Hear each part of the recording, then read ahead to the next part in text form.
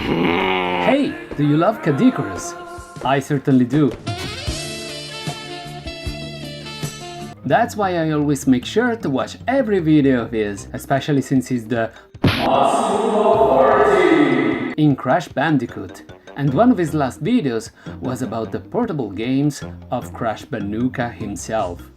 In fact, he wanted to review all of them. Or certainly he claimed so. But no, unless my eyeballs and ears dropped mid-video, he forgot one. Because he's human, I guess. So while he definitely was right when he said Crash didn't start off on handhelds in 2002. And even when he said He started all the way back in 1998, was from Tiger Electronics. However, I was shocked to know that the in Crash Bibbidi Bobbidi Bandicoot actually forgot about one little bitty teeny tiny piece of Crash Bandicoot history, and a portable one nonetheless. I'm speaking of the Japanese exclusive appearance on the PocketStation. I'll tell you more. While the portable Tiger Electronic Crash game was indeed released in August 1998, effectively making it its absolute portable debut, the game in the PocketStation was made available from December of that same year.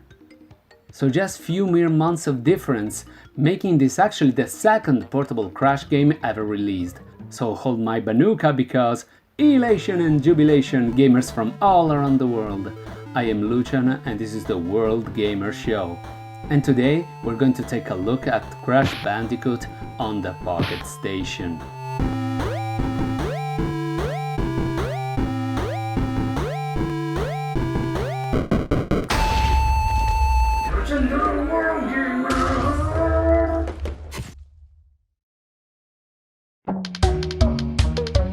Ah, the PocketStation.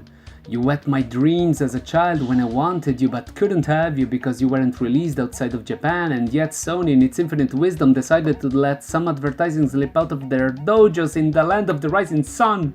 Still, as a grown adult, I can now enjoy my time with this super duper cutesy peripheral.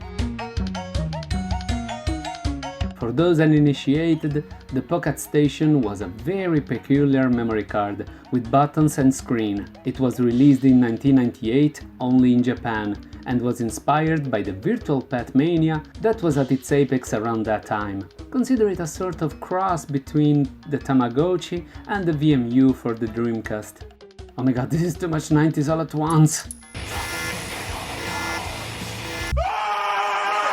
But how did this piece of outstanding technology work? Well, you put it on the memory card slot of your PlayStation and put a compatible Japanese game.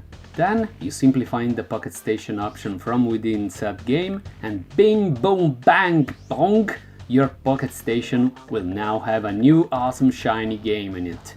Yes, these are all very simple minigames, or a collection of some minigames in the best scenario.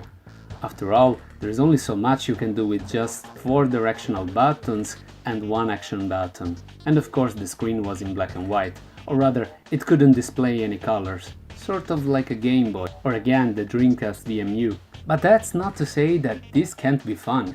In fact, I like when games are simple, because I'm a simple man and I like simple dummy-proof things. No! In fact, consider that when this came out in 1998, this was top-notch technology. I mean, the Game Boy was still a thing, for crying out loud. The Game Boy! Your grandpa knows the Game Boy! So yes, fortunately Crash Bandicoot 3 is compatible with the PocketStation, or rather, the Japanese version is. So yes, you will also need an original PlayStation 1 or 2 to run the Japanese import version of each game. And yes, the PocketStation can also work on the PS2. And it even has its own cute symbol in the memory card manager, which is nice.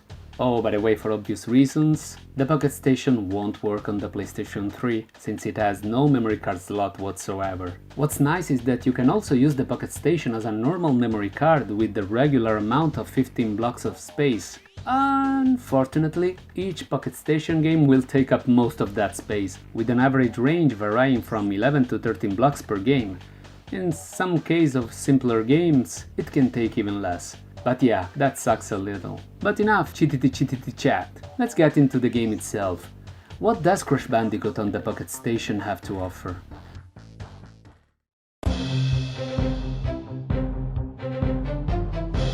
Well, it is essentially a collection of 3 mini-games and some nice extra features. Paradoxically, the most important extra feature is also the first you get to see when you boot the game, which is the Virtual Pet section with Crash as protagonist. But unlike any other Virtual Pet game, in here you don't really interact with Crash, like you don't feed him or anything, you simply see what he's doing at the moment. And if it's something you didn't see before, you can even press the action button when a small camera symbol appears at the bottom right of the screen to take a nice digital in-game picture of him, which is actually a more detailed rendition of whatever action Crash is performing. Every few minutes Crash changes his behavior, allowing you to shoot even more photos. You can also earn photos by beating high scores in the minigames. In fact, the overall objective, common to all the games in here, is actually to shoot and collect all the available pictures. The first minigame is a Rythm game on a PocketStation. Yes, now you might think this little device here is just capable of bips and boops, but nope, there is actually a quite powerful sound chip in this little pager here, which of course, if overused, can drain the lithium battery faster than you can say Game Gear. It is even capable of reproducing voices, believe it or not. And guess what? This Rythm game has actually music in it.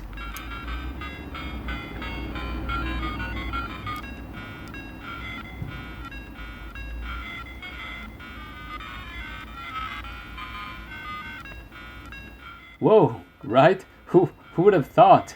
And it's even of decent quality. What you're hearing is actually a simpler rendition of the infamous Japanese theme of Crash Bandicoot. I think a little bit of context here is in order.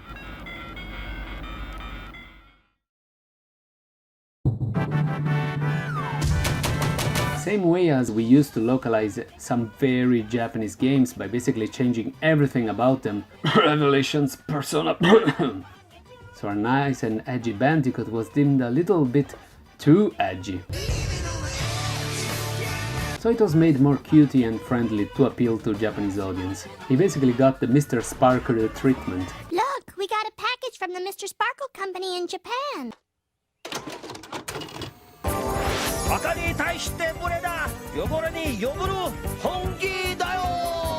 And to top it all off, a new shiny musical theme was composed and shown off during Japanese commercials for the game.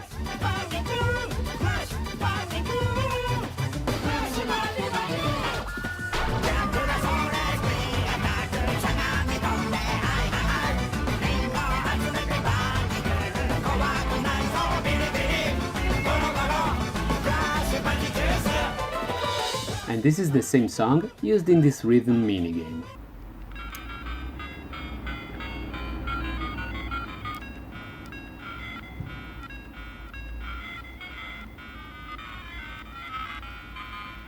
So you basically watch Crash or Coco dancing along with the music while you press the action button when the small apples at the bottom of the already small screen pass through the small square on the bottom left. The more on time you manage to push the button exactly when the apple is at the center of the square, the more points you get and the happier and more energetic Crash will look during his nice dance. If you're doing great, the square will even change to a different arrow just to complicate things a little bit.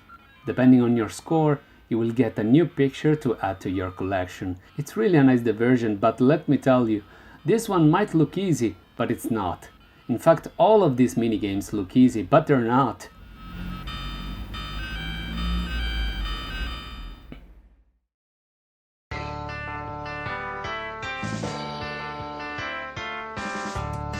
The second minigame is probably my favorite. It's an outrun and basically a precursor to Crash on the Run, the free-to-play mobile phone game, but running downwards instead of upwards, effectively mimicking the rolling boulder chase towards the screen from the first game, but from a top-down perspective. You just move left and right and press the action button to jump and avoid bottomless pits. You don't even need to press a button to run because it's done automatically, which is a wise choice. Either if you win or lose, you will be shown a map in the style of the old outrun games from the 80s. Remember those? Gee, I'm old. But yeah, this map will show you the progress you made in this game. Once you reach one of the 5 endings, you get a picture to add to your portfolio. 5 endings means that there are branching paths. The upper in the map you reach, or the righter in the actual game screen you go, the harder it gets. But you don't simply choose which way to take, no. It's decided automatically based on if you manage to get all the apples spread on each course. If you manage to get them all, then you will proceed to the next segment on the right, which corresponds to the upper path in the map. If you miss just one apple, you will take the path on the left. And let me tell you, some apples are placed in really tricky locations.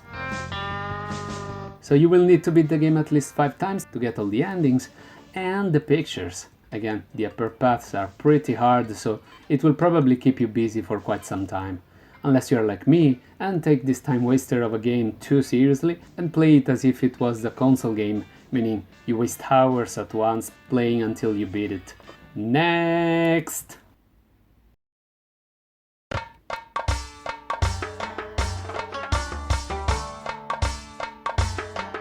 We have my kind of least favorite, but still a decent time waster. Why it's not my favorite?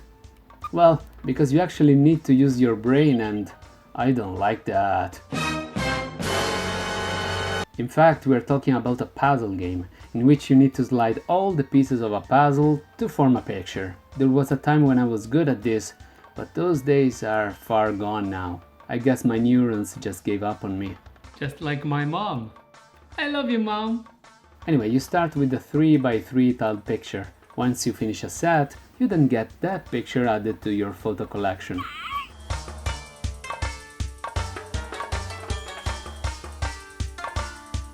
Then, once you've done enough, things get even more complicated for my neurons to handle, with the game throwing at you some 4x4 pictures, of which I've managed to resolve none. Anyway, this is all there is to it. No, just kidding, there are actually few more things. For example, there is also a nice stats viewer of your save file for Crash Bandicoot 3 Warped, if you happen to have said save file on your PocketStation. There is a photo album where to check all the pictures you've managed to take, so that you can keep track of your progress.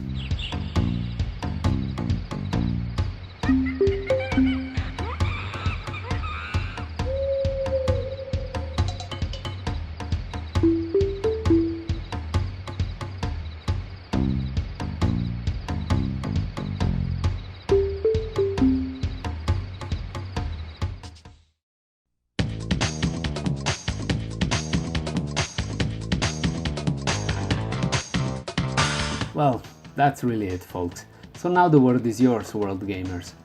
What do you think of this little thingy here? Did you know of its existence? Are you planning on picking one up yourself? Feel free to drop me a comment with your thoughts. Personally, I feel this is arguably an interesting piece of Crash Bandicoot history. That's why I wanted to do this little addendum to the amazing job that Caddicarus has put on his Crash Banooka portable games video, as he always does. I hope you enjoyed this video too, and if so, maybe leave a like, share it around and subscribe. No pressure at all. I just want to thank you very much for seeing this video to the end. I will see you in my next one, but until then, stay safe, play safe, world gamers.